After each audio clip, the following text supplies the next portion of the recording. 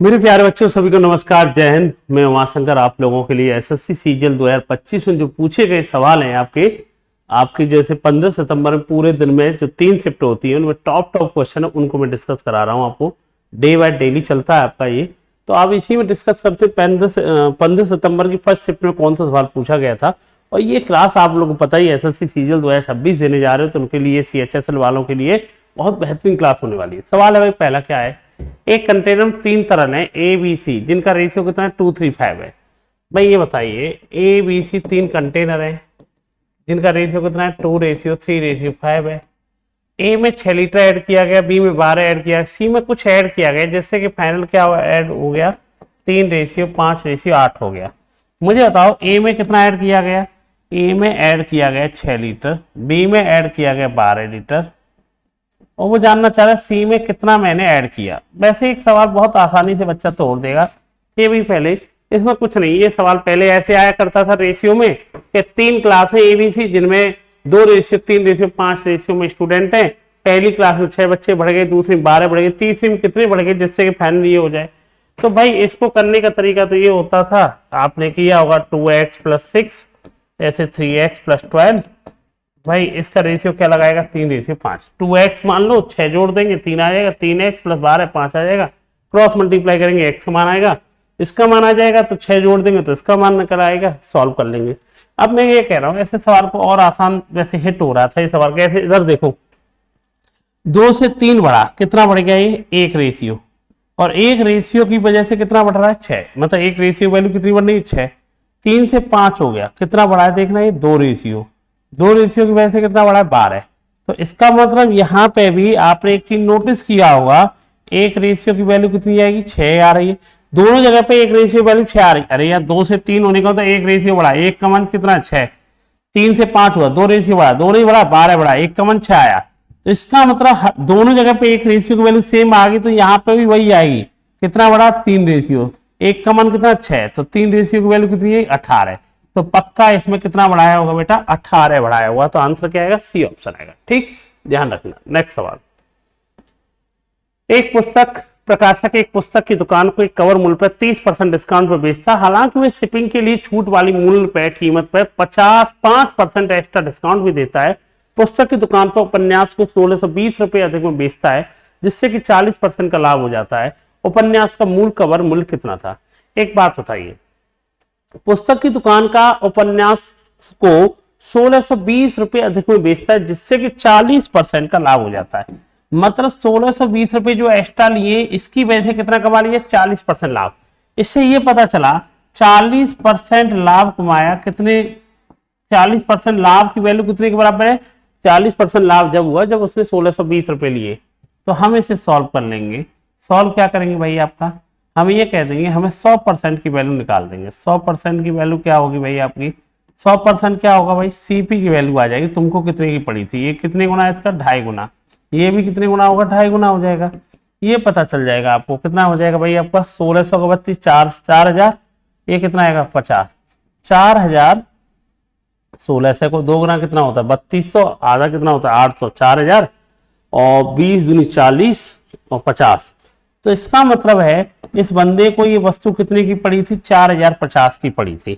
4050 की पता कब पड़ी थी, पता नहीं MRP कितना था, लेकिन उसने 30% का डिस्काउंट दिया, तो कितनी बेची होगी 70%। 70 मतलब कितना 7/10। इसके बाद 30% डिस्काउंट देने के बाद 5% एक्स्ट्रा और ले लिया। 5% का मतलब जानता है, मतलब 20 के उसने 21 रुपए ले लिए। पता है उसने फाइनली कितने की बेचा होगा, उसे 4000 कितने बेचा होगा बेटा 50 में बेचा होगा। आप इस कैलकुलेशन को सॉल्व कर लिया। इसका कैसे करेंगे भाई, इसे करेंगे 3 से कितनी बार गया 7 बार, 3 से कितनी बार गया 13 5 0। इससे ये पता चल गया, क्या पता चल गया देखना भाई, MRP हो गया, यही निकालना है हमें। अब ये बताओ 135 में 2 का गुणा कर दूं तो कितना आएगा बेटा 270 आएगा, इसके 270 आएगा, ठीक है 270 आएगा, एक पीछे 0 लगा हुआ है। अच्छा 1 0 इसकी 1 0 इसकी 100 आ गया। नीचे भाग कितने का देना है 7 गुणा 7 49 का देना है। अब अप्रोक्सीमेट आंसर ही तो देना, 49 का डबल कितना होता है 98, 2 पॉइंट समथिंग। आंसर जो आएगा 5400-5500 के पास आएगा, 5400-5500। एक ही ऑप्शन था करके निकल गए 55-10। तो करने की जरूरत नहीं पड़ी। कुछ चीजों का ऐसे भी यूज करना होगा जिससे टाइम आप कम कर पाएंगे। ठीक है, ध्यान रखना। समझ पा रहे हैं जो मैं आपको कह रहा हूँ, इन चीजों का आप ध्यान रखना। भाई उसने कहा 1620 रुपए एक्स्ट्रा लिए, जिसकी वजह से 40% एक्स्ट्रा कमा लिया मैंने। 40% एक्स्ट्रा क्यों कमाया? 1620 की वजह से। इसका 100% निकालना, मुझे सीपी का मान कितना आएगा? 4050 आएगा। इतने की उसे पड़ी थी। ये जब इतने की कब पड़ी थी? कोई एमआरपी होगा 30% डिस्काउंट में तो 70 रुपए बेचेगा, फिर भी 5% चार्ज कर लिया। 20 की चीज 21 में फाइनली इतने की दी होगी, तो लगभग अप्रोक्सीमेट 54 से 5500 के पास एक ही ऑप्शन था। ठीक, नेक्स्ट सवाल। एक टंकी में 100 लीटर शुद्ध सिरप है, 10 लीटर सिरप निकाली जाती है, उसकी जगह पानी डाल दिया जाता है। मिश्रण के 10 लीटर निकाले जाते हैं, फिर इसमें से 10 लीटर बदल दी जाती है। तो ये जानते हैं 10 लीटर निकाली जा रही है, कितने में से? 100 में से। इसका मतलब है 1/10 भाग रिप्लेस किया है, 10 में से 1 भाग रिप्लेस करने के बाद कितना बचता है? 9। आप जानते होंगे इस तरह 2 बार किया गया है तो क्या कर लेंगे? स्क्वायर। इसका मतलब स्टार्टिंग में सिरप 100 होगा तो फाइनली सिरप कितना बचा है? 81 बचा है। ये वाली जो मात्रा होती है इसे कहते हैं इनिशियल क्वांटिटी, ये वाली मात्रा होती है फाइनल क्वांटिटी। ये किसकी होती है पता है? ये जिससे भरा होता है। किससे भरा था? सिरप से। हमें पूछा फाइनल में सिरप, सिरप तो पता चल गया। फाइनल में सिरप कितना था? 81। इसके अंदर पानी कितना आ गया? तुमने एक चीज नोटिस किया होगा, जितना वो निकाल रहा है उतना ही ऐड कर रहा है। Initial quantity final quantity same होनी चाहिए। जब 81 लीटर सिरप है, इनिशियल क्वांटिटी कितनी थी? 100, तो 100 में से 81 घटा दो तो बचा हुआ क्या है? हुआ पानी। तो सिरप और पानी का रेशियो कितना मिलना चाहिए आपको? फाइनल में 81 रेशियो 19 मिलना चाहिए। नेक्स्ट सवाल। 10 सेंटीमीटर त्रिज्या वाले धातु के गोले को पिघला करके 8 समान छोटे ठोस गोले बनाए गए। तो जब भी कोई चीज किसी में कन्वर्ट की जाती है तो आयतन क्या रहता है बेटा आपका? इक्वल। एक बड़े वाले गोले का आयतन क्या होगा? 4/3 पाई आर क्यू। आर कितनी है इसकी? 10 का क्यू। कैसे गोले बनाए गए? 8 छोटे छोटे गोले, उनका भी आयतन क्या होगा? 4/3 पाई आर स्मॉल आर निकाल दो। ये 8 गोलों के बराबर होगा। मैं इसे सॉल्व करूंगा। 4/3 पाई से 4/3, 10 का क्यू कितना होता है? 1000 into 8 into R Q. R Q का भाग दे दूंगा तो ये आएगा 125। इससे ये पता चला छोटे गोलों की जो रेडियस आएगी वो कितनी आएगी बेटा आपकी? 5 आएगी। अब मैंने कहा छोटे गोलों की रेडियस 5 आई, पूछा क्या है? वो पूछ रहा है मूल गोले का पृष्ठीय क्षेत्रफल। किसी गोले का पृष्ठीय क्षेत्रफल जानते क्या होता है? 4 पाई आर स्क्वायर। बड़े वाले की त्रिज्या कितनी थी? 10। 4 पाई आर स्क्वायर। और 8 गोलों का एक का कितना होगा? 4 पाई। आर कितनी है इसकी? 5। इन दोनों का रेशियो पूछा है। आप सॉल्व करने बैठेंगे 4 पाई से 4 पाई या कट जाएगा। 10 का स्क्वायर तुम सब जानते 100। 8 रेशियो 25, ये कितना आएगा? 200। 100 रेशियो 200। तो इनका रेशियो जानना चाह रहा है 1:2। इनके सरफेस एरिया बोले पृष्ठीय क्षेत्रफल का अनुपात कितना आएगा? 1:2 आएगा। ठीक, ध्यान रखना। नेक्स्ट और बेटा, एक बेलन और एक अर्धगोले की त्रिज्या समान है, दोनों की रेडियस क्या है? समान है बेटा बेलन की। उनकी संयुक्त ऊंचाइयों को अगर जोड़ दिया जाए सेम है बेटा। यदि बेलन और अर्धगोले का आयतन समान है, तुम एक बात जानते हो कि बेलन का आयतन क्या होता है? आपको पता है बेटा? Pi r square h. और अर्धगोले का आयतन होता है 2/3 पाई आर क्यू।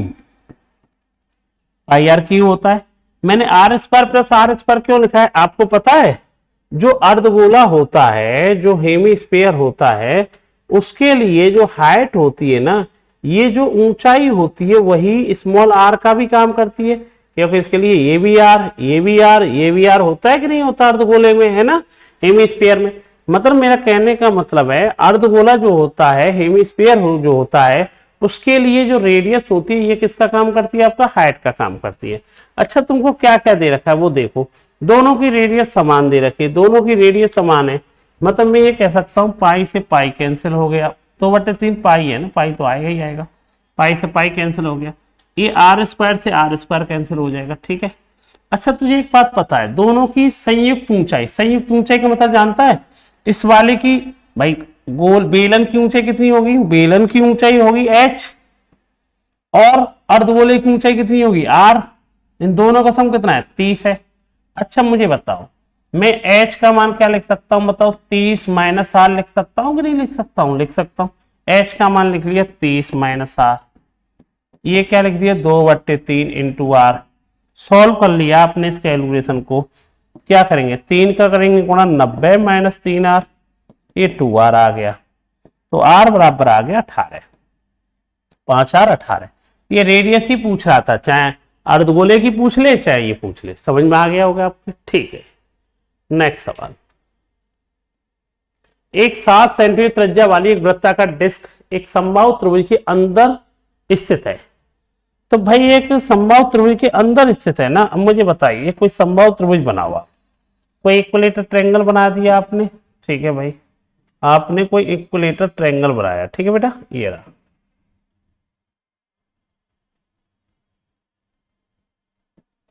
अब क्या कह रहा है बेटा, उसके अंदर कौन स्थित है बेटा, देखना उसके अंदर एक वृत्ताकार 7 सेंटीमीटर त्रिज्या वाली वृत्ताकार डिस्क, इसके अंदर एक सर्कल स्थित है भाई।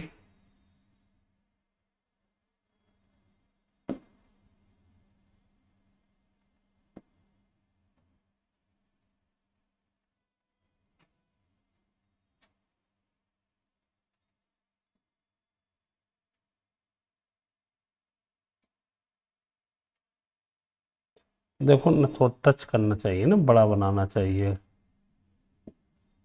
एक सेकेंड ऐसे यहाँ रख ले।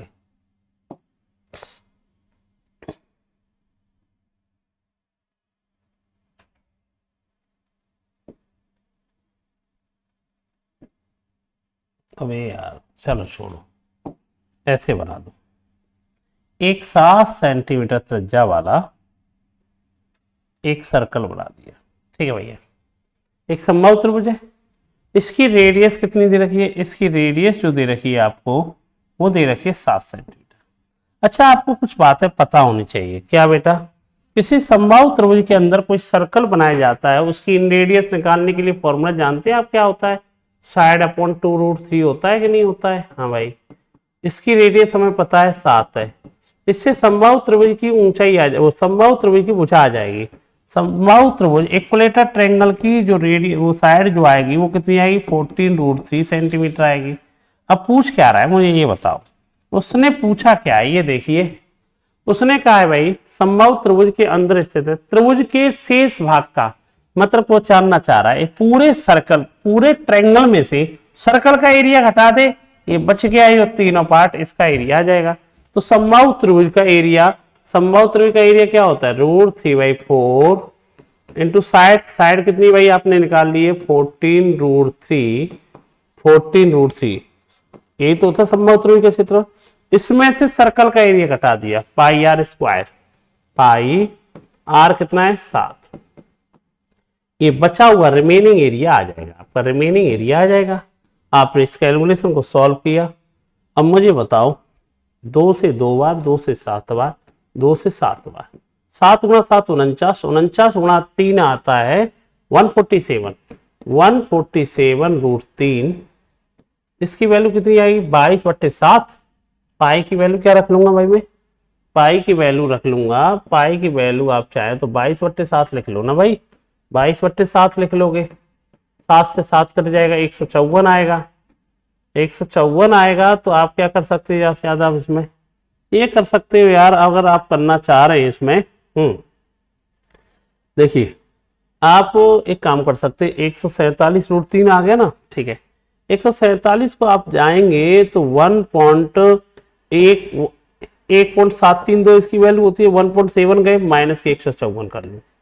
अब 17 का टेबल पढ़ेंगे, 119 आएगा, 17 गुणा 11 68, 68 और 11 कितना आएगा बेटा आपका 79 आएगा, 79 आएगा, 17 7 24 आएगा, माइनस के 154 आएगा, 0.9 तो छोड़ ही दे, 9 में से 4 गए तो 5 आएगा, 24 में से गए तो 9, 96 97 कोई ऑप्शन होगा, 96 97 100 लगा रखा होगा, यही लगा लो, दोबारा सुन लेना, सही है क्या ये भाई, ये कट जाएगा 7 49 गुणा 3 होता है 147√3, ये आएगा 22 7 154 आएगा, ठीक है।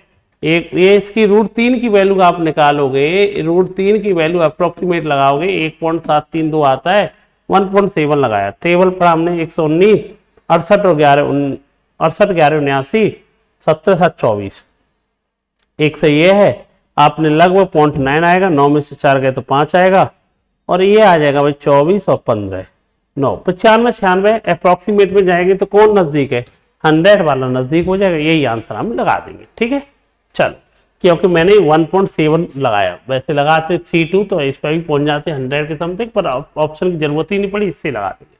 नेक्स्ट सवाल, ABC है, एक कोई ट्रायंगल है, ठीक है भाई, ये कोई ट्रायंगल है, उसने ये कहा है उसकी तीनों माध्यिका हैं, एक माध्यिका AD BE CF, अब जिन माध्यिका जिस बिंदु पर मिलेंगे उसी को केंद्रक कहते हैं।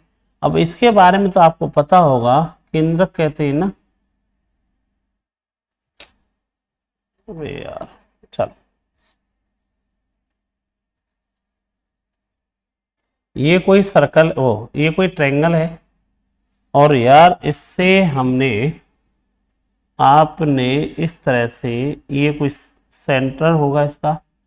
अब ये बताइए ABC, ये बताइए ये 3 भागों बराबर होगा, ये भी एक होगा, ये भी एक होगा, ये भी एक होगा, पूछ क्या रहा है, त्रिभुज GAB का क्षेत्रफल, GAB का क्षेत्रफल कितना बनेगा, एक, पूरे त्रिभुज का क्षेत्रफल कितना होगा, ABC का कितना है, अरे एक होगा, एक इसका होगा, पूरे का कितना होगा, 3 होगा, तो रेशियो क्या है, 1:3, ऑप्शन बी। नेक्स्ट सवाल, एक समकोण त्रिभुज की भुजाएं 3 4 5 है, इसके अंदर एक छोटा त्रिभुज खींचा गया है जिसके शीर्ष बड़े त्रिभुज की भुजाओं पर स्थित है।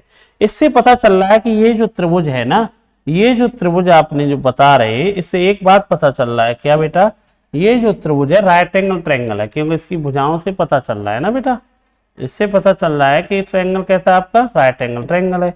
और राइट एंगल ट्रायंगल है, ठीक है भाई, उसका परिमाप कितना हो गया, 3 4 7 5 12 हो गया।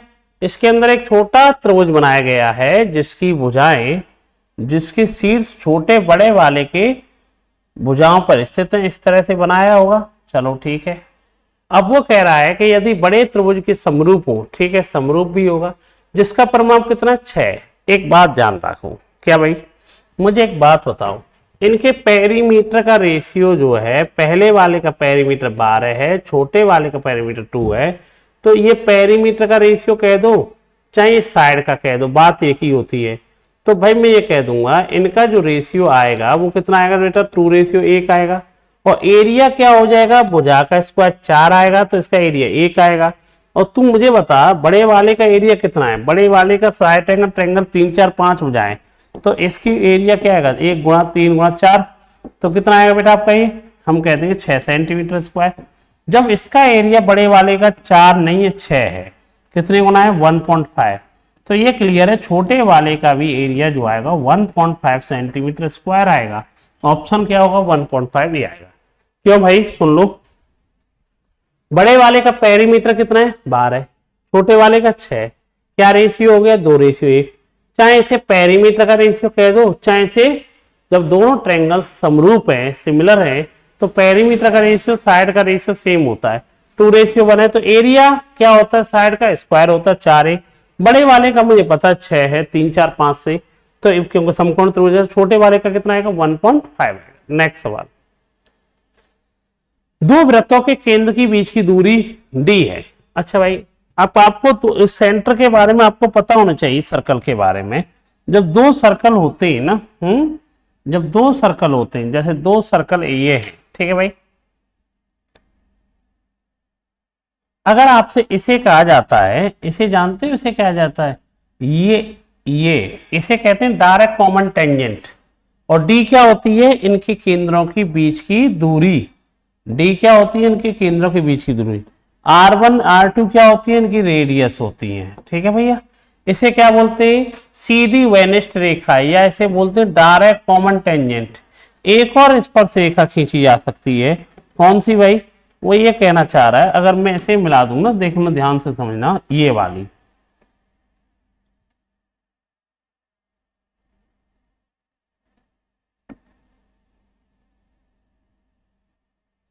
इसे कहते हैं, क्या बोलते हैं बता, इसे ट्रांसवर्सल कॉमन टेंजेंट। क्या बोलते हैं बेटा इसे, TCT, ट्रांसवर्सल कॉमन टेंजेंट। ये आपको रेल्ट याद होनी चाहिए। डायरेक्ट कॉमन टेंजेंट का रेल्ट क्या होता है भाई, DCT का याद होना चाहिए। क्या होता है, D² - R1 - R2 का होल स्क्वायर होता है, रूट लग जाएगा। ऐसे ही TCT का, चलो इधर स्क्वायर कर लेता हूं,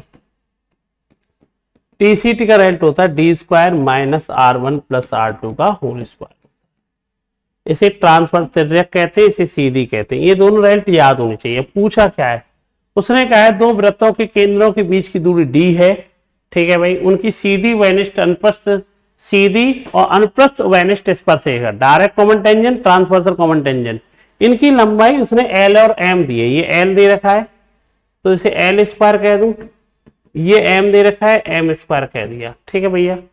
जिसका मान दे रखा है 200, उनकी त्रिज्याओं का वर्गों का योग भी दे रखा है, त्रिज्याओं के वर्गों का sum R1 square plus R2 square दे रखा है, R1 square plus R2 square, ये भी कितना दे रखा है 100 दे रखा है। D का मान पूछा है तो ठीक है, इन दोनों इक्वेशनों को मैंने जोड़ दिया।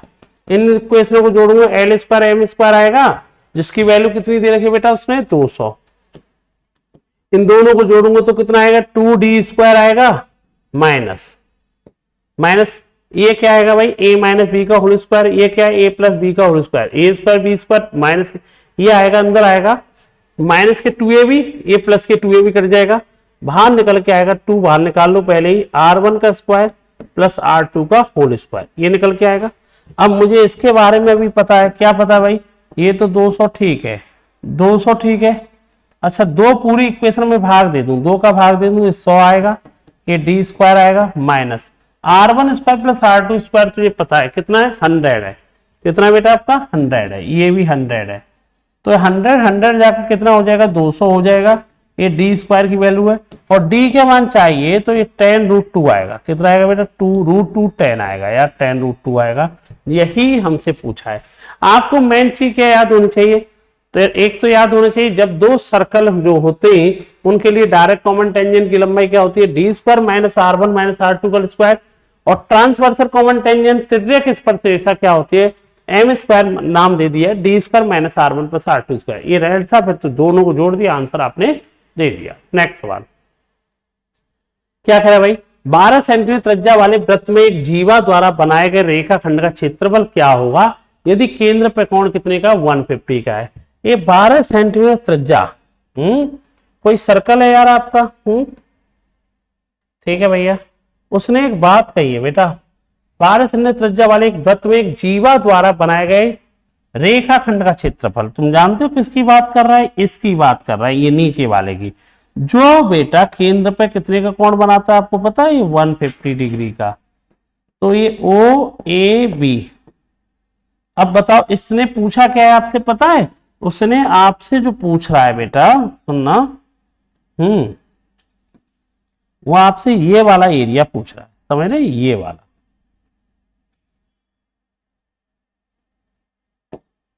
ठीक है, ये वाला एरिया आपसे पूछा है।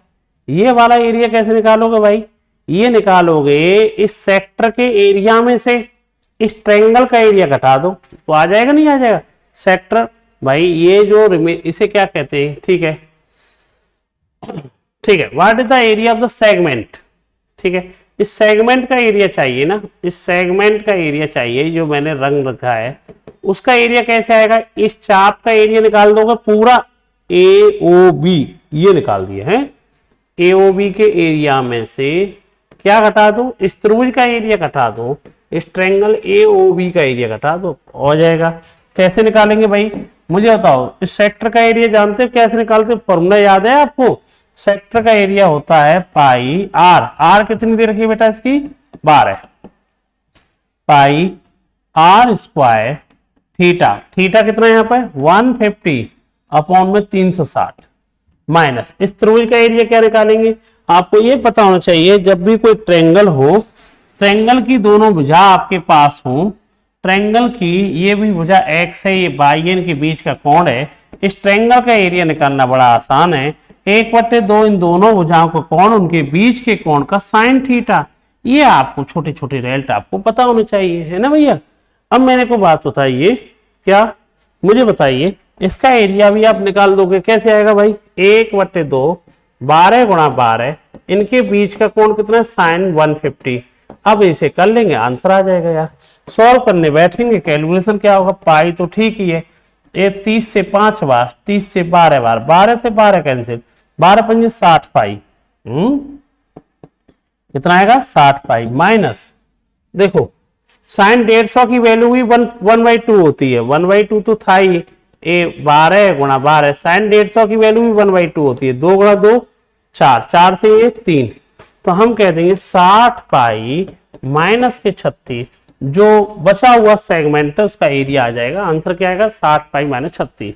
आपको पता होना चाहिए इसका एरिया निकाल दिया आपने, किसका भैया, ए ओ बी पूरे सेगमेंट का, इसका यहां से लेके इस सेगमेंट का एरिया निकाल दिया है ना, इसमें से इस त्रिभुज का एरिया घटा दिया, ये बचा हुआ कलर वाला आ जाएगा। ठीक, ध्यान रखना। नेक्स्ट सवाल। अच्छा भाई, मैंने आपको बताया, ये मैं आपको करा रहा हूं, जितने भी आए हुए सवाल हैं एसएससी सीजीएल 2025 की प्रीवियस ईयर के, उन्हें मैं आपको करा रहा हूं, सीजीएल प्री में पूछे गए। और मैंने आपको बताया ये प्रैक्टिस क्लास है। अगर आपको कंप्लीट बैच चाहिए मेरा, तो ये ऑनलाइन टॉपर्स मेरा एप्लीकेशन है, इस पर आपको कंप्लीट मेरा बैच मिल जाएगा। आपको मैथ स्पेशल का, जो आपको मैथ्स मेटा बैच के नाम से मिलेगा, जो कि आपको वैलिड 2 साल के लिए फुल 99 का बैच है आपके लिए। और एसएससी यूपीएससी रेलवे सीडीएस, इसको मैंने कब लेटेस्ट अपडेट, जितने भी क्वेश्चन अभी भी आए हुए वो सब मैंने अपडेट कर दिए, उससे बाहर आपका जाने वाला है नहीं। बेहतरीन बैच है आप लोगों के लिए। साथ साथ जिस बच्चे को लगता है मेरी कैलकुलेशन प्रॉब्लम है, वो इस पर काम करे। ये 99 का बैच है, इस कैलकुलेशन बूस्टर बैच है, आपकी बहुत चीजें आपकी सुधार हो जाएगा, ये मेरी गारंटी। इस तरह काम करेगा तो ये आपको ऑनलाइन टॉपर से बेटा मैच मिल जाएंगे। ये अभी मैंने शिफ्ट कराई थी एसएससी सीजीएल की 15 तारीख की फर्स्ट शिफ्ट में। अब सेकंड शिफ्ट में कौन कौन से सवाल है उनको भी देख लेते हैं यार। क्या कह रहा है भाई, वो कह रहा है 5 क्रमागत सम संख्याएं x1 x2 x3 x4 x5 है। 4 क्रमागत विषम संख्याएं इतनी है, y1 y2 y3 y4 है। ठीक है, सम संख्याओं का औसत विषम संख्याओं के औसत से 5 अधिक है। यदि सम संख्याओं का योग विषम संख्याओं के योग से 30 अधिक है, विषम संख्याओं का औसत क्या होगा।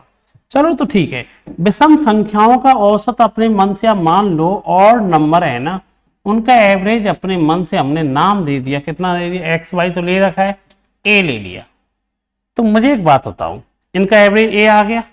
अगर इनका एवरेज ए आ गया तो मैं कहूं इनका एवरेज ए मान लिया, तो इनका योगफल कितना होगा। एवरेज ए है, 4 संख्याएं ना, और कितनी नंबर है 4, तो इनका सम भी कितना होगा, और नंबरों का सम कितना आएगा 4a। अच्छा मुझे बताओ इवन नंबरों के बारे में, इवन नंबरों का एवरेज उसने एक बात कही है, जो ऑड नंबरों का एवरेज है ना उससे 5 अधिक है। तो मुझे बताओ a + 5 होगा। तो तुम मुझे एक बात बताओ, इनका सम कितना होगा। इवन संख्या कितनी है 5, 5 का गुणा कर देंगे एवरेज में 5a + 5। अब आपको एक बात और कह रखी है, क्या कह रखी है भैया, ऑड नंबरों का योगफल में से इवन नंबरों का, सॉरी ऑड और इवन का डिफरेंस कितना है 30 का, इसमें से घटाना 5a + 5 में से पूरे घटाओगे तो कितने का अंतर है 30 का। 5a + 4a, a बचेगा प्लस 25 बचेगा इक्वल टू 30 बचेगा। a का मान 5 है। और यही मुझसे पूछा गया था, विषम संख्याओं का एवरेज कितना होगा बेटा, आपका 5 होगा। विषम संख्याओं का जो एवरेज होगा वो कितना होगा बेटा, आपका 5 होगा। यही हमसे पूछा गया था। ठीक, इसे आप याद रखना। ठीक, ध्यान रखना। नेक्स्ट सवाल, ये सवाल आप पढ़ लीजिए, सवाल भी तो लेंथी दिया है भाई। चलो सवाल क्या दे रखा है पहले पढ़ लो आराम से। क्या कह रहा है भाई, अमन को स्टार्टअप के लिए 30,000 रुपए की जरूरत थी। इस राशि को साधारण ब्याज पर शर्तों में 2 निजी लिया है। जब पहली बार बच्चों ने प्री में देखा होगा, सवाल बड़ा लेंथी लगा है, और नो डाउट लेंथी है, सवाल में दम नहीं, पर सवाल लेंथी है भाई। एक ए पे 9% की ब्याज ले रहा है, बी पे 6% ले रहा है। इस तरह ठीक 4 वर्ष तक रखा गया, फिर उसे कुल मिला करके ब्याज का निपटाना हुआ, तो उसे 9600 रुपए अपने खातों की पुस्तकें तैयार करने के बाद अमन ने पाया कि उसे 2 ऋणदाताओं से ली गई मूल राशि को आपस में बदल दिया गया। इसके बाद 4 साल का ब्याज व्यय वास्तव भुगतान की गई राशि से 1200 रुपए कम होता है। अमन ने ए पर 9% की धनराशि पर क्या दिया था। अच्छा, 9% की दर पर मूल 30,000 में से कितना दिया। अच्छा, एक सवाल पढ़ा होगा आपने, याद है, एक प्रॉफिट लॉस में सवाल पढ़ते हैं कि एक व्यक्ति ने 4 ब्लैक और कुछ व्हाइट कलर की टोपी खरीदी, बिल बनाते समय क्या हो जाता है, बिल उल्टा हो जाता है तो बिल इतना बढ़ जाता है, याद है ना, वही सवाल है। यहाँ पर एक व्यक्ति ने 30,000 रुपए का कुल कर्ज लिया है। कितना कुल कर्ज लिया? 30,000 का। उसमें ये कह रहा है ए पे 9% की ब्याज ले रहा है, बी पे 6% की, कुल मिलाकर के उसे ब्याज कितनी मिलेगी? 9600। लेकिन उसे पता चला कि मैंने बिल गलती से कर दिया है, तो कायदा से मुझे ब्याज कितनी 12 से कम होता है, भुगतान की गई राशि 12 से कम होता था, तो ब्याज मुझे 12 से कम लेनी चाहिए। तो जानना चाह रहा है कि ए पे कितना दिन दिया था। मैं बता देता हूं। जैसे कि मान लेते हैं, देखो जैसे कि एक सेकेंड भाई, बोर्ड को चेंज कर देते, टीचिंग बोर्ड। ये बताइए, मान लो टोटल धन कितना कर्ज लिया था, ए प्लस बी कितना था भाई, आपको पता चल गया। टोटल कितना कर्ज है? 30,000। अच्छा भाई, ए पे कितने % की ब्याज है भाई? वो खुद कह रहा है कि ए पे जो ब्याज है, ए पे ब्याज कितनी है? 9%। बी पे कितनी है बेटा? 6% है। ए पे जो ब्याज मिली है, ए पर 9% की ब्याज है, और बी पर कितने % की ब्याज है बेटा? वो बी पे कितने % की ब्याज है? 6% की। टोटल ब्याज 4 साल में कितनी मिली है? 96। एक साल में बना लो ना, एक साल में बना लो। एक साल में 4 साल की ब्याज है 9600, तो एक साल की कितनी आएगी? 2400 रुपए की ब्याज मिली। वो ये कह रहा है, क्या कह रहा है बेटा? अगर मैं गलती से जो मैंने 9% पे ए को दिया था और जो 6% बी को दिया था, ठीक है, उल्टा कर देता, मतलब इसे जो 6% का ए कर देता, इसे 9% बी पे कर देता, तो मुझे जो पहले ब्याज, देखो यहाँ ब्याज कितनी मिली थी आपको पता है? यहाँ ब्याज मिली थी 4 साल में कितनी? 9600। कितने साल में? 4 साल में। एक साल में कन्वर्ट किया तो 2400 आ गया। इससे 1200 कम मिलती, तो कम मतलब 8400 रुपये मिलती, तो एक साल की कितनी मिलती मुझे? 2100। ये इक्वेशन सॉल्व करनी है। ये इस इक्वेशन को अगर मैंने सॉल्व किया तो मुझे एक बात बताओ, क्या इन दोनों को घटा दिया मैंने, इन दोनों को अगर घटा दूंगा मैं, 1 में से 2, तो 9 में से 6 गए तो 3% दोनों में कॉमन आएगा। यहाँ ए बचेगा, ये बी बचेगा, और 2100 में से 2400 गए तो कितना आएगा? 300 आएगा। और यार 3% है ना, तो तुम ये थोड़ा सा 3% को हटाओ ना, 3/100 लिख सकते हो ना 3% को, और 3 से कितनी बार गया? 100। इससे ये पता चल गया इन दोनों धनों के बीच में 100 × 100 कितने का अंतर है? 10,000 का। इनके बीच में 10,000 का अंतर है। योगफल भी तुझे पता है कितना धन था? ये 30,000। अगर आपसे पूछा जाए ए कितना होगा, तो योगफल 30 है, अंतर 10 है, तो ये पता चल गया ए को 20,000 दिया होगा। बी के बारे में पूछे तब 30-20, ये आएगा बेटा 10,000 आएगा। हमसे पूछा गया ए को कितना धन दिया गया था, तो आंसर कितना आएगा बेटा आपका? 10,000 आएगा। ठीक, ध्यान रखना। ठीक है, तो यही हमसे पूछा था यार कि बताओ ए को कितना धन दिया गया था, तो आंसर कितना आएगा बेटा आपका? 20,000 आएगा। ठीक, ध्यान रख लेना। नेक्स्ट सवाल बेटा, एक गारमेंट शॉप एक शर्ट को ए रुपए में बेचती है, जिससे उसे 5% का घाटा होता है। कितने का घाटा हो गया बेटा? 5% का घाटा हो गया। ठीक है भाई, वो जानना चाह रहा है 5% का घाटा हो गया। ठीक, वो जानना ये चाह रहा है सीजन के अंत में होने वाली सेल के दौरान, मतलब मैं ये कह दूंगा कि कायदा से वो चीज 100 की थी, उसने 5% घाटे का मतलब कितने बेच दी? 95 में। 95 में बेची है, जिसने कहा है 95 ए में बेचता है, तो ए का मान कितना निकल के आ गया? यहाँ पर 95 निकल के आ गया। उसने उसका एमआरपी कितना प्रिंट कर दिया? देखना भैया, एमआरपी प्रिंट कर दिया 1.2 ए की वैल्यू कितनी? 95। तो सॉल्व करने बैठेंगे तो ये आएगा भाई 12.7 पॉइंट तो हट जाएगा, 12 नंबर 108 और ये कितना आएगा? 114। मतलब इसका एमआरपी उसने कितना प्रिंट कर दिया? 114 कर दिया। इस पर वो 10% डिस्काउंट भी देने को तैयार है, 10% डिस्काउंट देगा, तो 114 का 10% कितना होता है? 11.4। 11.4 कम कर दोगे, 11 रुपये कम करोगे, इसमें से कितना बचेगा? 103.4 और कम करना है, तो 102.6। अब भी कितने का लाभ हुआ, 100 की चीजें 102.6 में बेचोगे तो 2.6% का लाभ होगा। ऑप्शन क्या होगा, सी ऑप्शन। ऑप्शन क्या होगा बेटा आपका, सी ऑप्शन इसका आंसर होगा। नेक्स्ट सवाल,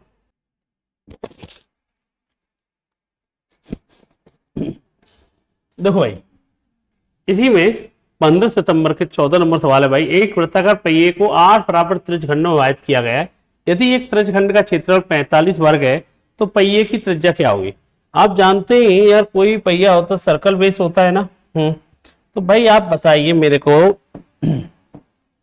तो भाई एक बात बताइए आप मेरे को, एक सेकंड, एक पहिए को 8 बराबर त्रिज्यखंडों में विभाजित किया गया है, ठीक है भाई। तो भाई ये बताइए यदि एक त्रिज्यखंड का क्षेत्रफल कितना है 45, तो पूरे सर्कल भाई ए, जैसे ये सर्कल होगा 8 भागों में विभाजित किया गया है। ए जैसे 1 भाग, 2 भाग, 3 भाग, समझ गए ना, ऐसे 4 भाग, 5 भाग, 6 भाग, एक और खींच लो 7 8, 1 2 3 4 5 6 7 8 हो गए, बराबर हो जाएंगे, समझ गए होंगे आप लोग। तो भाई ये बताओ एक का क्षेत्रफल 45 है तो पूरे का कितना होगा, पूरे सर्कल का एरिया हो जाएगा भाई। पूरा सर्कल का एरिया क्या होता है पाई आर स्क्वायर। एक का 45 है तो 8 का क्या होगा, 45 गुणा 8, इस सर्कल का एरिया। सर्कल का एरिया आप यूज करोगे भाई, हम कह देंगे क्या यूज करेंगे भाई, इसमें 3.14 यूज करो, आर स्क्वायर है, ये कितना आएगा 360 आएगा। आर स्क्वायर का मान कितना आएगा 120 आएगा, क्योंकि कितने का भाग, मैंने अगर ऐसा कर दिया जाए 360 में 3.14 का भाग दूंगा, अगर 3 भी मान लूंगा तो 120 आएगा, लेकिन 120 से थोड़ा कम आएगा क्योंकि समझ ना 0.4 है। मतलब जो आंसर आना चाहिए 10 और 11 के बीच में आना चाहिए। 10 और 11 के बीच में एक ही ऑप्शन है, क्या, सी ऑप्शन के, क्योंकि 120 का ऑप्शन लेंगे तो रूट लेंगे तो 120 से कम होगा ना, 11 बनना है 121 का, थोड़ा कम हो जाएगा। 10 और 11 के बीच में कौन सा ऑप्शन है, सी ऑप्शन आ जाएगा, ठीक है, ध्यान रखना। नेक्स्ट वाला बेटा आपका ये कह रहा है भाई, जमीन पर एच ऊंचाई का एक ऊर्ध्वाधर खंभा खड़ा हुआ है, जमीन पर एक बिंदु पी से खंभे के शीर्ष का उन्नयन कोण 60 डिग्री है। बिंदु पी से 10 मीटर दूर स्थित एक अलग बिंदु से खंभे के शीर्ष का उन्नयन कोण 30 डिग्री है, खंभे की ऊंचाई क्या होगी। आपको ये रेल्ट वैसे आपको पता होना चाहिए, क्या भैया सुनो यार, जैसे इस तरह का जो आकृति बन रही है, ये यहां पर एंगल कितना है बेटा 30 डिग्री है, यहां पर एंगल कितना था 60 डिग्री था, है ना। बिंदु P से जमीन पे एक बिंदु P से खंभे के शीर्ष का उन्नयन कोण 60 डिग्री था, और P से 10 मीटर दूर एक स्थित है, कोई नाम दे देते, इस बिंदु का नाम Q दे देते, ये खंभा है, खंभे का नाम A भी दे देते, खंभे की ऊंचाई H रख देते। ये बिंदु कितना है बेटा 10 है, ठीक है, ठीक है भाई। अब वो जानना चाह रहा है, क्या चाह रहा है, खंभे की ऊंचाई। एक रेल्ट याद रखना, वैसे आपको बताऊं इसके लिए एक रेल्ट होता है, डायरेक्ट याद रख लेना, H बराबर D cot theta 1 minus cot theta 2। ये क्या चीज है, डी बराबर H बराबर डी क्या है, इनके बीच की दूरी कितनी है 10 है। कॉट थीटा 1 ये 30 डिग्री है, कॉट 30 की वैल्यू कितनी होती है √3, कॉट 60 की वैल्यू क्या होती है 1/√3 होती है, तो 10 गुणा ये क्या आएगा √3 गुणा √3, 3 में से गए तो 2/√3, तो आंसर जो आएगा ये 20 अपॉन में √3 है। एक सेकंड, अच्छा डी बराबर एच बराबर, सॉरी एक सेकंड, ये सही लिखा है ना मैंने, हाँ सुनिए मेरी बात, देखो हाँ भाई, अरे ये इधर आएगा, सॉरी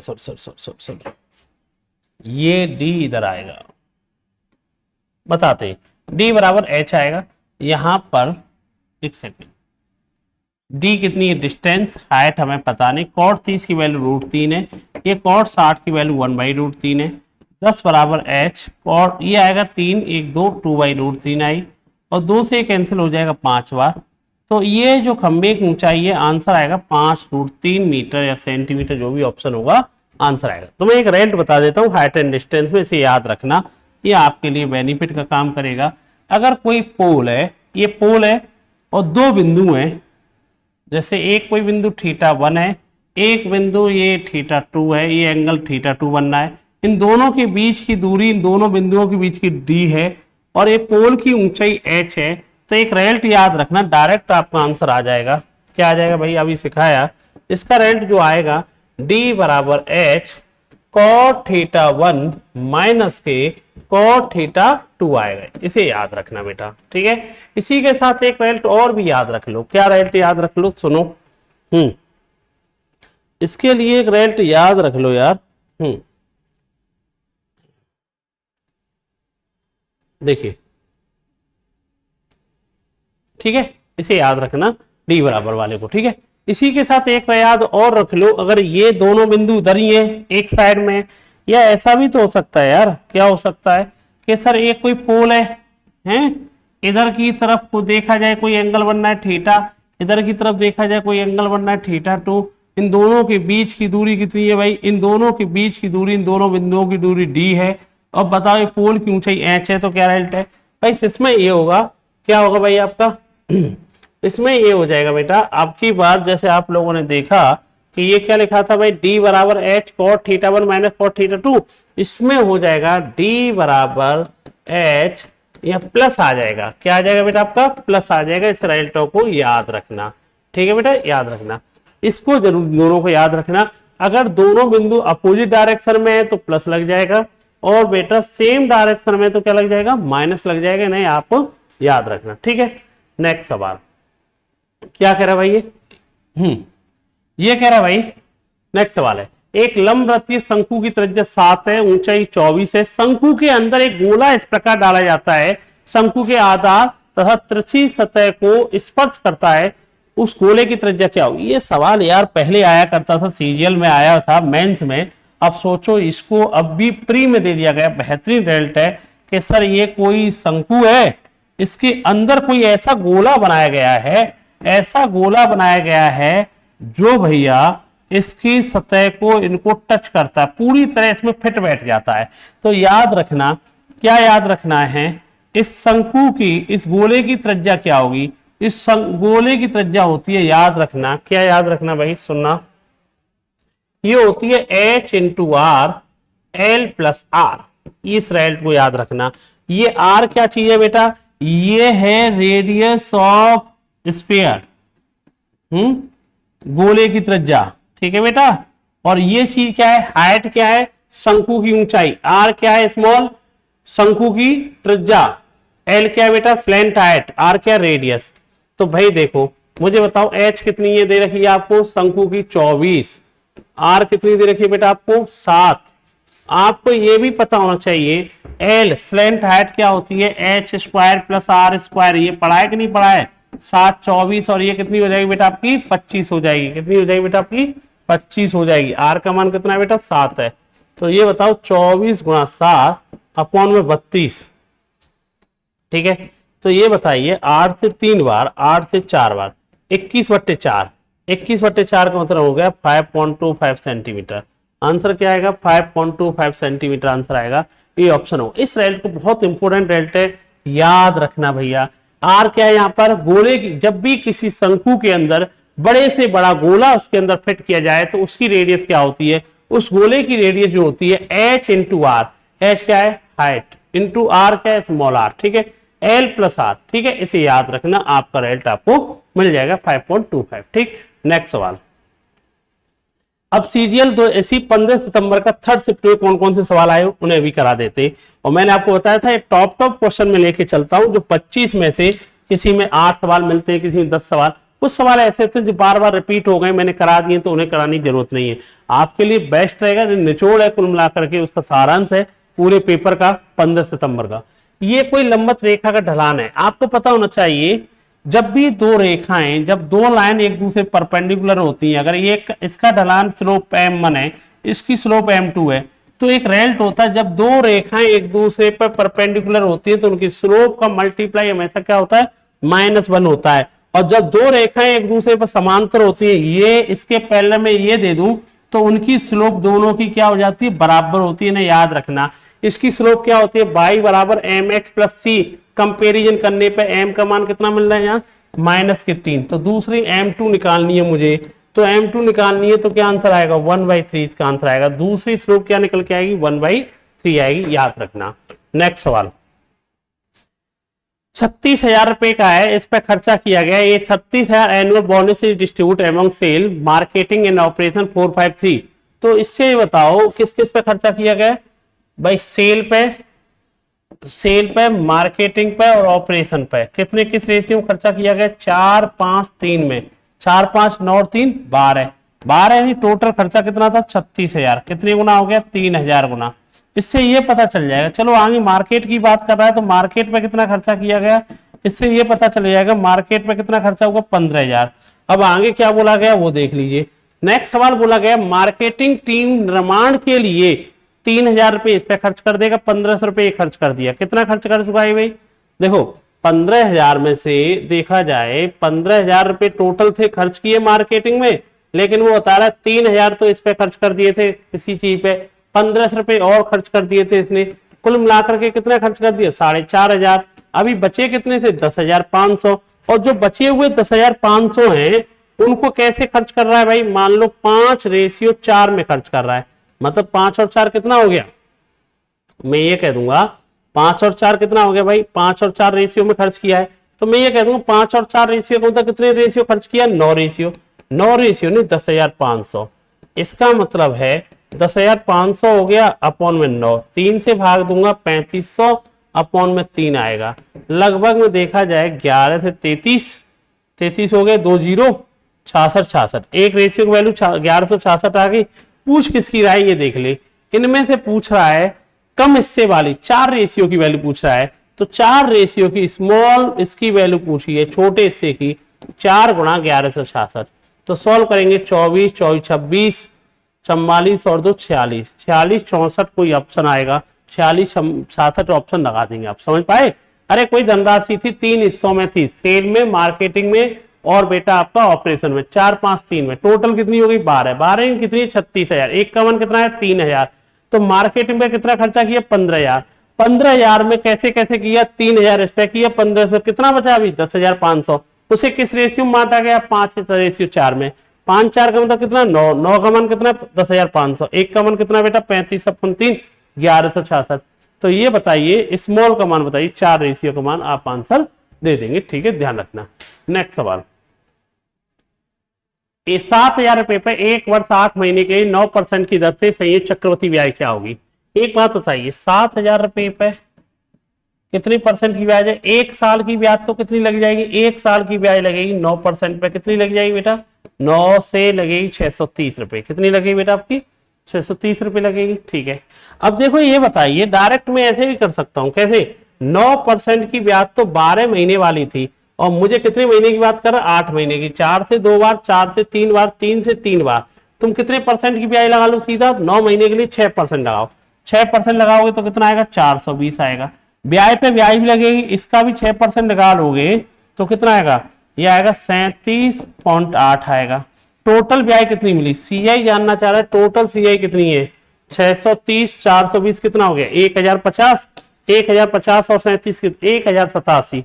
ऑप्शन क्या आएगा? सी ऑप्शन आएगा, सीआई आपका आ जाएगा। ठीक है बेटा, नेक्स्ट सवाल देखो यार, ये प्रैक्टिस है, मैं प्रैक्टिस के हिसाब से लेके चलता हूं, थोड़ा तेजी से चलते हैं। ठीक है ना बेटा? अब देखो यार, एक स्टेशनरी की दुकान का मालिक 3 तरह की नोटबुक खरीदता है। पहली तरह की नोटबुक की कीमत 5 नोटबुक पहली की बात कर रहा है, 5 नोटबुक 20 रुपए में। तो एक नोटबुक कितने की आएगी? 20 रुपए में 5, तो एक नोटबुक की कीमत कितनी आई? 4। और दूसरी नोटबुक है 2 नोटबुक 9 रुपए में। तो सेकंड की बात की जाए 9 रुपए में हिसाब से तो कितने की आएगी बेटा आपकी? 4.5 में आएगी। तीसरी की बात की जाए 10 नोटबुक 45 रुपए में, तो 10 नोटबुक 45 रुपए का मतलब है, इसका मतलब एक कितने की आएगी बेटा? 4.5 की। इन्हें किस रेशियो में मिलाया गया? किस रेशियो मतलब इसकी 3 किताब ली गई तो कितने रुपए खर्च किए गए? 12। इसकी 4 किताब ले जाएंगे तो कितना खर्च होगा? 18। इसकी भी 3 किताब खत्म करेंगे तो कितना आएगा बेटा आपका? 13.5। टोटल कितना खर्चा होगा? 12 8 30, 30 और 13 कितना होता है? 30 और 13 होता है 43.5 रुपए खर्च हुआ। अब क्या हुआ? ये टोटल सीपी हो गया। अब पूछ क्या रहा है भैया? अभी सुनो ना, उसने पूछा क्या है? उसने क्या कितनी किताब बेची है? 3 4 7 और 3 10 किताब बेची, और वो सभी को 4 नोटबुक 10 के हिसाब से बेचता है। तो एक कितने का बेचा होगा? 19/4 में एक बेची होगी। 19/4 में, अरे 4 नोटबुक 19 में, तो एक कितने में? 10 बेची है, तो 10 का गुणा कर लो, तो ये कितना आएगा भाई? 4 से कट करेगा 5 2, तो ये आएगा 47.5 रुपए। कितना आएगा? 47.5। अब तुम बताओ मुझे क्या हुआ उसे? 43.5 की चीज 47.5 में बिकने का मतलब 4 रुपए का लाभ कितने पे, 43.5 पे, इनटू क्या है 100 आया। तो इसे सॉल्व करेंगे आप, इसे सॉल्व करने बैठेंगे, इसका देखो इसका 10% कितना होगा, इसका होगा 4 रुपए 35 पैसा होता ना, 10% तो आंसर नहीं होगा, 10 से थोड़ा कम होगा आंसर, प्रॉफिट होगा, लॉस तो होगा ही नहीं, 10 होगा नहीं, इससे कम होगा 10 से थोड़ा, बी 9.2% आंसर आएगा, आंसर आएगा 9.2%। इन चीजों को समझो। 43.5 का 10% कितना होता है, 4 रुपए 35 पैसा, ये कितना प्रॉफिट है 4, तो 10 से कम प्रॉफिट होना चाहिए, 10 से कम प्रॉफिट कौन सा, बी ऑप्शन हो जाएगा। ठीक है, ध्यान रखना। नेक्स्ट सवाल, मैंने बताया था बेटा ये मेरा ऑनलाइन टॉपर्स एप्लीकेशन है, इस पे जाएंगे तो आपको मेरा कंप्लीट मैथ स्पेशल का बैच मिल जाएगा, मैथ्स मेटा के नाम से मिल जाएगा 499 का, जो अपडेटेड है, लेटेस्ट क्वेश्चन मैंने सब ऐड कर दिए है ना बेटा। तो आप इसे बाकायदा टॉपिक वाइज मैंने इसे डिस्ट्रीब्यूट किया गया, आप देखेंगे तो बैच बहुत कंप्लीट स्पेशल बैच है, आपको मजा आएगा, आपको नए क्वेश्चन के साथ अपडेटर मिलेगा। और जिन बच्चों को अगर लग रहा है कैलकुलेशन में मिस्टेक होती है, स्पीड नहीं आ रही है, एक स्पेशल मैंने कैलकुलेशन के संबंध में एक बैच रिकॉर्ड कर रखा है पूरा, मात्र 99 रुपए का है, आप अपनी कैलकुलेशन को सुधार सकते हो। ये दोनों बैच मेरे इसी मैथ्स मेटा पे मिल जाएंगे बेटा।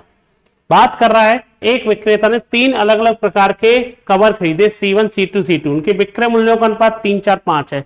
C1 पर 25% का लाभ, C2 पर 10% का लाभ, लेकिन C3 पर 20% की हानि हुई। पूरे लेन देन में उसका लाभ या हानि क्या रही, ये जानना चाह रहा है। तो मुझे एक बात बताइए, क्या 3 4 5 का अनुपात है? एक काम करो, देखो अब 3 4 5 है उनका सेलिंग प्राइस, देखो 25% लाभ का मतलब जानता है 4 की चीज 5 में, 10% का मतलब जानता है 10 की चीज 11 में, और 20% हानि का मतलब जानता है 5 की चीज 4 में। तो यहाँ 5 मिल रहा है एसपी, यहाँ एसपी 11 मिलेगा, यहाँ एसपी 4 मिलेगा। 5 और 4 कितना होता है पता है, 20 होता है। मतलब मैं 20 का अगर इधर गुणा कर दूंगा तो फायदा मिलेगा मुझे, 20 का गुणा करने पे फायदा मिलेगा 5 4, ठीक है ना। क्यों कर रहा हूं 20 का गुणा पता है तुम्हें, 25% लाभ होता है 4 की चीज 5 में, एसपी यहाँ क्या मिल रहा है 5, 10 की चीज 11, 11 एक प्राइम नंबर है, थोड़ी देर के लिए साइड में छोड़ दीजिए, ठीक है, परेशान कर देगी नहीं तो। 25% 20% हानि का होता है 5 की चीज 4 में, यहाँ सेलिंग प्राइस कितना मिल रहा है 4, यहाँ सेलिंग प्राइस कितना मिल रहा है 5, तो 5 और 4 का एलसीएम कितना आएगा, 20 का गुणा कर लेते। तो हम कह देंगे जो सेलिंग प्राइस आपको दे रखे उनमें मैंने 3 4 5 में 20 का गुणा कर दिया, तो 20 का गुणा अगर मैं कर दूंगा, ये सेलिंग प्राइस 60 होगा, ये सेलिंग प्राइस 80 होगा, ये सेलिंग प्राइस 100 होगा, ठीक है। अब देखो पहले वाले पे क्या होता है, देखना पहले वाले में हो रहा है C1 पे 25% का लाभ, 25% लाभ का मतलब जानते हो, 25% लाभ का मतलब होता है भैया 4 की चीज, ये सीपी है और ये क्या है एसपी, 4 की चीज कितनी बिकी होगी 5 में, और एसपी 5 नहीं है यार, एसपी 5 नहीं है, ये 12 है, तो यहां सीपी कितना होगा तुम बताओगे मुझे, सीपी होगा 48। दूसरे वाले पे आना, दूसरे वाले में थोड़ी सी आपको दिक्कत होगी, 10% का लाभ होता है, 10% लाभ का मतलब जानते हो, 10 की चीज आपने कितनी बेची है 11 बेची है। अब तुम मुझे बताओ 11 से कितनी बार गए 77, 3 जीरो, 3 जीरो का मतलब होता है 22 है ना, 22 8 जीरो 8 जीरो 77, 7.27, तो इसमें भी 7.27 करने का मतलब जानता है, ये आएगा 72.7 आएगा, ठीक है बेटा, कोई बात नहीं ना, थोड़ी सी फ्रैक्शन तो आएगी आएगी। तीसरे में देखो ये 100 था ना, तीसरे में हो रहा है बेटा, क्या हो रहा है तीसरे में, क्या कह रहा है बेटा, तीसरे में 20% हानि, 20% हानि का मतलब जानता है 4 की चीज कितने बिकी है बेटा 5 में, 5 में नहीं बिकी है 100, कितने गुना 20 गुना, तो ये कितना हो गया 80 हो गया। पूरे व्यापार पे क्या प्रभाव पड़ा ये जानना है, टोटल सीपी निकाल दो ना, टोटल सीपी देखो 48 और 80 128, 48 और 28 कितना होता है 128, 128 में अगर मैं 72 जोड़ दूं, सही है क्या, दो जोड़ दूं 50 120 200 दिख रहा है, सीपी जो मुझे दिख रहा है 200 दिख रहा है, 200 से कुछ ज्यादा है, 6 8 14 14 और 10 240, टोटल एसपी दिख रहा है 240, प्रॉफिट होगा पहले नंबर तो, अरे लॉस तो होगा ही नहीं, ठीक है। कहीं गलती कर रहे हैं क्या, गलती तो नहीं करनी चाहिए, क्या गलती कर रहे हैं, एक बार दोबारा देख लेते, देखना भाई 48 60 है, 72 80 80 100 है, ठीक है। दोबारा देख लेते हैं क्या कह रहा है भाई, टोटल 48 48 और 80 होता है, अच्छा 128 होगा, 128 में 70 जोड़ेंगे 98 200 होगा, 180 240 होगा, 40 का लाभ। कैसी गड़बड़ हो रही है, एक सेकेंड, 3 4 5 है ना, 20 का गुणा करेंगे 60 आएगा, 80 आएगा, 100 आएगा, ठीक है। पहले पर उसने क्या किया बेटा, 25% का लाभ, 4 की चीज 5 में, 5 का कितने गुना, 12 गुना, तो ये भी 12 गुना 48, ठीक है बेटा।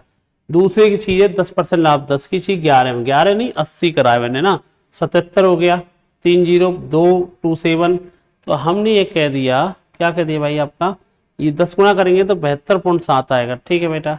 तीसरे वाले पे कह रहा है 20% हानि, 20% हानि है ना, ओहो 20% मतलब होता है 1/5, अच्छा अच्छा अच्छा अच्छा अच्छा अच्छा, 20% हानि का मतलब है, मतलब ये है 5 की चीज हमने कितनी बेची है, 4 में, 4 में नहीं हमने इसमें गुणा किया था तो 100 आया था ना, ये कितने गुना हो गया, 25 गुना, तो ये कितना होगा बेटा 125, सॉरी ये कितना आएगा बेटा आपका, ये 25 गुना करेंगे तो ये आएगा 125 आएगा। टोटल सीपी कितना आएगा, 48 और 72 कितना होता है भाई आपका, हम कह देंगे 80 120, 120 और 25 कितना आएगा, 120 और 25, 120 भाई, ये आएगा 48 और 120 हो गया, ये कितना आएगा 245 आएगा। और टोटल एसपी कितना आएगा यार, टोटल एसपी तो निकाल दिया, 6 8 14 और 10 240, लॉस हो जाएगा। क्या होगा बेटा आपके इसमें, लॉस होगा यार, प्रॉफिट तो होगा नहीं, लॉस होगा, और लॉस होगा तो आप बता पाएंगे मुझे, ये बताओ 245 की चीज इसमें गए तो 5 रुपए का लॉस हुआ, कितने पे लॉस हुआ पता है आपको, 245 पे, इंटू कितना आया 100 आया। भाई इसका अगर मैं कहूं 1% की वैल्यू कितनी आती है 2.45, 2% की वैल्यू कितनी आएगी भाई इसकी 4.90, तो 2% के परसेंट लॉस है, तो लॉस कौन सा होगा 2.23 आएगा। भाई 1% कितना आता है 2.45, डबल कितना, इसका डबल ही तो होगा ये 500, भाई मैं 500 मान लू पर, ये कितना है 250, तो लगभग ये क्या आएगा 2 पॉइंट के समथिंग लॉस है। कौन सा ऑप्शन है, बी ऑप्शन इसका आंसर आएगा, ठीक। नेक्स्ट सवाल, एक मैगी घड़ी की कीमत शुरू में उसके लागत मूल्य से 50% अधिक है, एक सेल के दौरान उसके एमआरपी में 20% का डिस्काउंट दिया गया, हालांकि एक विशेष ग्राहक को छूट वाले मूल्य पे 22% एक्स्ट्रा डिस्काउंट मिलती है, जिससे कि अंतिम बिक्री मूल्य 4320 होता है। यदि सभी छूट के बाद भी दुकानदार 8% का लाभ कमाता है। इसका मतलब समझ पा रहे हो, अगर कोई चीज तुम्हारी 100 रुपए की चीज है, तुमने उसका प्रिंट बढ़ा करके कितना कर दिया 50% बढ़ाने का मतलब 150 कर दिया, 20% डिस्काउंट दिया, 30 रुपए कम कर दिए, तो 30 रुपए कम करने का मतलब है 150 का 20, 30 रुपए कम कर दो 120 में बेचे, फिर भी उसने फिर दोबारा डिस्काउंट दिया है, और दोबारा डिस्काउंट ऐसा दिया कि जिससे कि उसे 8% का लाभ हो जाए। फाइनली वस्तु कितने की बिकी है 8% लाभ, मतलब 100 की चीज कितनी बिकी है 108 में। तो ये बताओ 120 की चीज को 108 में बेचने का मतलब कितना कम किया गया होगा 12, कितने पे कम किया गया होगा 120 पे, तो मतलब दूसरा जो डिस्काउंट दिया गया है कितने परसेंट डिस्काउंट दिया गया है 10% डिस्काउंट दिया गया है। अब मुझे बताओ क्या कहना चाह रहा है, अब मुझे एक बात बताओ फाइनली कितने की बिकी है 108 में, वो कह रहा है 4320 में बिकती है, कितने गुना हो गया 40 गुना। देखो ये 22% डिस्काउंट दिया गया, 22 का मान कितना निकला 10, 22 का मान तो 10 निकला, एक का मान कितना आ गया 40, तो हमने सीपी कितना मान रखा था 4000, ये आएगा 4000 सीपी होगा, दूसरा डिस्काउंट दिया गया 10% होगा, ठीक। नेक्स्ट सवाल, ए किसी काम को ए और बी मिल जाए तो किसी काम को 30 दिन में कर सकते हैं। ए ने 16 दिन काम किया, बचा हुआ काम बी ने 44 दिन में किया है, तो बताओ इसे करेंगे कैसे, 30A माइनस के 16A 44B माइनस के 33B, सॉल्व करने बैठेंगे 14A बराबर 14B, मतलब ए और बी की क्षमता दोनों की बराबर है, ए और बी बराबर काम करते हैं और दोनों काम बराबर करते हैं, तो इसको ए और बी मिलके एक एक काम करते हैं, दोनों मिलके कितना काम करेंगे 2, एक और एक 2 काम करेंगे कितने दिन में 30 दिन में, तो कितना काम हो गए 60। तो भाई अगर ए पे करवाओ चाहे बी पे करवाओ, काम को खत्म करने में दोनों को किसी पे भी करवा लो 60 दिन लगेगा। आंसर क्या है बेटा आपका सी ऑप्शन, ठीक ध्यान रखना। भाई देखो, एक बर्तन में संतरे, सेब और अमरूद के रस का मिश्रण है 5:7:4 में। इस मिश्रण का 24 लीटर निकाला जाता है और बर्तन में 10 लीटर संतरे का रस, 6 लीटर अमरूद का रस मिला दिया जाता है। यदि सेब के रस का परिणामी मात्रा संतरे के रस के परिणामी मात्रा 14 लीटर अधिक है, बर्तन की प्रारंभिक क्षमता। ये सवाल मैंने पिछली भी सीरीज में कराया, कई बार आ चुका, दूसरी तीसरी बार सवाल है। ऑरेंज का, एप्पल का, अमरूद, गुआवा, इनका रेशियो क्या था 5:7:4 में। जो भी चीज निकलेगी इसी रेशियो में निकलेगी। 5:7:12, 4:16 रेशियो में निकला। 16 नहीं, कितने में निकला था 24। कितने गुना हो गया, 1.5 गुना हो गया। क्या हो गया बेटा 1.5। अगर आपसे कोई पूछा जाए बात किसकी कर रहा है लास्ट में, ये देख लो। चलो बात कर रहा है बेटा, ये देखा है सेब के रस की मात्रा संतरे, सेब और संतरे, एक 1.5, इसका मतलब इसका कितना निकला होगा 10.5 निकला होगा। इसका कितना निकला होगा बेटा आपका 7.5 निकला होगा। मतलब एक बात तो क्लियर है, क्या गुरुजी, अगर तुम बराबर निकालते, ये भी इतना निकलता, ये भी इतना निकलता, बराबर क्वांटिटी निकालते, जो इनके बीच में फाइनली अंतर मिला है आप बताइए। 14 लीटर का अंतर मिला है फाइनल में, सेब में और ऑरेंज में। एप्पल में, ऑरेंज में फाइनल जो अंतर आया वो कितने का आ रहा है, 14 का आ रहा है। ये बताओ, ये 14 का अंतर आ रहा है फाइनल में। अगर मैं स्टार्टिंग की बात करूं, ये बताओ, स्टार्टिंग में अगर ये 7.5 निकाला है तुमने, ये भी 7.5 निकाला, तो अंतर फिर भी कितने का रहता, 14 का रहता। लेकिन तुमने ये तो 7.5 निकाला, ये 10.5 निकाला, कितना एक्स्ट्रा निकाला, 3 लीटर एक्स्ट्रा निकाल दिया ना। तो इसका मतलब है 3 लीटर जो एक्स्ट्रा निकाला है, इसका मतलब है जो अंतर होना चाहिए वो 14 और 3 कितने का होना चाहिए, 17 का। लेकिन उसने एक बात और कही है, क्या कही है बीच में, 10 लीटर ऑरेंज का रस मिलाया जाता है। भाई ऑरेंज ये तो निकाला गया 10 लीटर ऑरेंज का, ठीक है। अच्छा, अमरूद के रस से कोई मतलब नहीं है। मतलब आपने देखा जाए 7.5 निकाला, ये 10.5 निकाला, फिर भी तुमने इससे 3 लीटर एक्स्ट्रा निकाला, तो 3 लीटर एक्स्ट्रा निकाला तो अंतर के लिए 3 इधर जोड़ दो। तुमने 10 लीटर ऑरेंज और डाला है, इसका मतलब अंतर को कम करना चाह रहे हो ना। देखा जाए अंतर कितने का होगा, 10 इधर और ऐड कर दो, तो हम कह दें कायदा से स्टार्टिंग में जो अंतर होगा वो कितने का होगा पता है आपको, 27 का। और स्टार्टिंग में अंतर देखना कितने का था, यहां रेशियो देखो 5 और 7 कितने का अंतर दिखा रहा है, 2 रेशियो का मान। 2 रेशियो का मान ये है, एक का मान कितना है बेटा आपका 13.5 आया।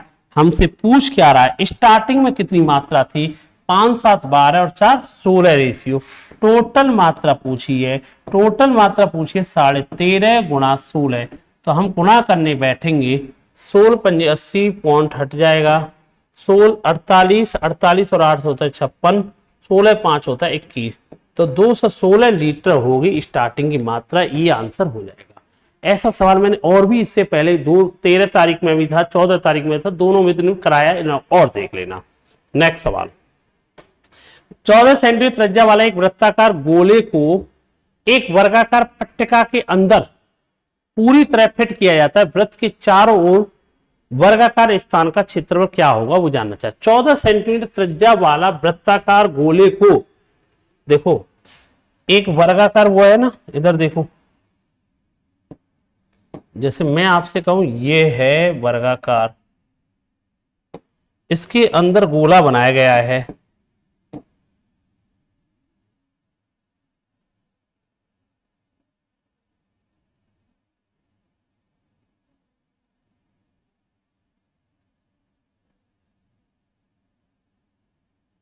थोड़ा सा समय रहना, टच करना चाहिए, बड़ा होना चाहिए थोड़ा और। चलो मान लेते हैं, अब इतना तो यार मानना पड़ेगा ना।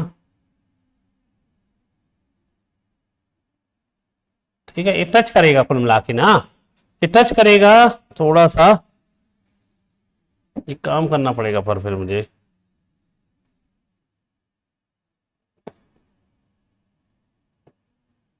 देखिए ऐसा गोला बनाया गया है जो इस स्क्वायर को पूरी तरह क्या करता है, टच करता है। तुम एक बात बताओ, छोटी सी बात बताना मुझे, क्या बेटा, ये जो स्क्वायर का डायमीटर होगा, वो सॉरी जो क्या नाम है, सर्कल का डायमीटर होगा, सर्कल का जो डायमीटर होगा वो किसके बराबर होगा बताएंगे, ये स्क्वायर की भुजा के बराबर होगा, साइड ऑफ स्क्वायर होगा कि नहीं होगा भाई। रेडियस कितनी थी 14, तो ये 14 प्लस 14, डायमीटर कितना हुआ 28, साइड कितनी निकल के आई, ये निकल के आई।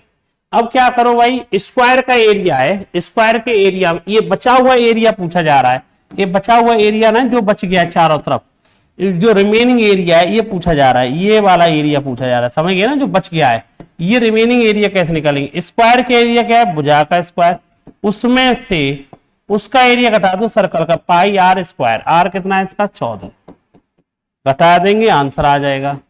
कितना आएगा भाई 7 से 2 बार, 28 का स्क्वायर कितना होता है 784, माइनस ये कितना आएगा 22×44 616, कितना बचा 14 में से 6 गए 8, 7 7 गए 16, लगभग 168 आएगा। 168.25 इन्होंने आंसर दे रखा है ना। अच्छा दोनों ही ऑप्शन दे रखे। अच्छा इसका मतलब ये क्लियर है, इन्होंने जो पाई की वैल्यू यहाँ यूज की गई होगी वो कितनी यूज की है इन्होंने बेटा, कितनी यूज की है इन्होंने, यूज की रखी है 3.14 यूज की गई होगी। ठीक है, इसका आंसर कैसे आना चाहिए, 28 का 784 हो गया, 7 दूनी 14, ये तो सही किया हमने, 44 56 616, इसका आंसर हो जाएगा 168। तो आंसर इसका जो आना चाहिए 168.25 नहीं, इसका आंसर फिर ये वाला लगाएगा, वो कितना लगाएगा, ये वाला लगाएगा। ठीक है ठीक है ठीक है, तो आंसर ये आ जाएगा 1 चक्कर है ना, इसमें 3.14 यूज करोगे तो वो लौट के आएगा, ज्यादा नहीं जाएगा ना, ज्यादा नहीं जाएगा, कम ही होगा। ठीक है, याद रख लेना। चलो ठीक है यार, फिर मैं अगली क्लास में लेके आऊंगा, 15 सितंबर तक हो गया, उसके बाद नेक्स्ट क्लास आपका 16 सितंबर वाली पूरी शिफ्ट लेके आने वाला हूं। तब तक के लिए धन्यवाद बेटा, थैंक यू बेटा, जय हिंद सभी के लिए।